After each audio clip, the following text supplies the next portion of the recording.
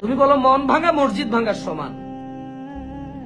তোমাকে ওই মেয়ে বলে যে শোনো হারাম, আমি যাব না, শোনো হারাম, আমি তোমার সাথে সম্পর্ক রাখতে পারবো না। আমি বক্তব্য শুনেছি জানাকারীর বিভৎস শাস্তি হবে, যা জাহান্নামে ইউনিক শাস্তি হবে জানাবে বিচারের।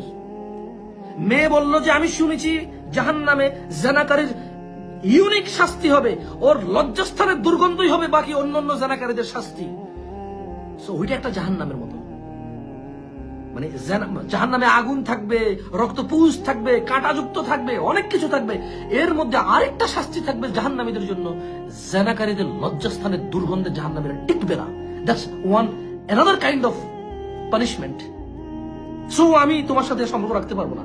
তুমি বলছো যে মন ভাঙা মসজিদ ভাঙা সমান, আমাকে ধোকা দিবা, আমাকে ধোকা দিয়া মানুষকে ধোকা দিয়ে আল্লাহকে পাবা। তুমি ওই মেয়েকে আল্লাহর নাম বিক্রি করতেছো। তোমার সাথে জানা না করলে সে আল্লাহকে ধোকা দিয়ে দেবে।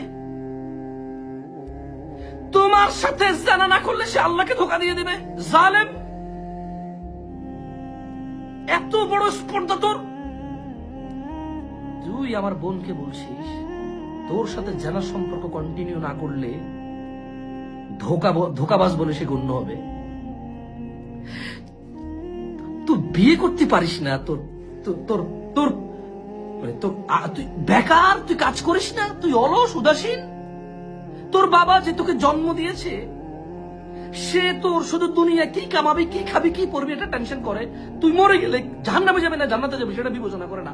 এ পুরো জিম্মেদারি এ মেয়ে নিবে। এ মেয়ে জাহান্নামে গিয়ে তোর এই জিম্মেদারি নিবে।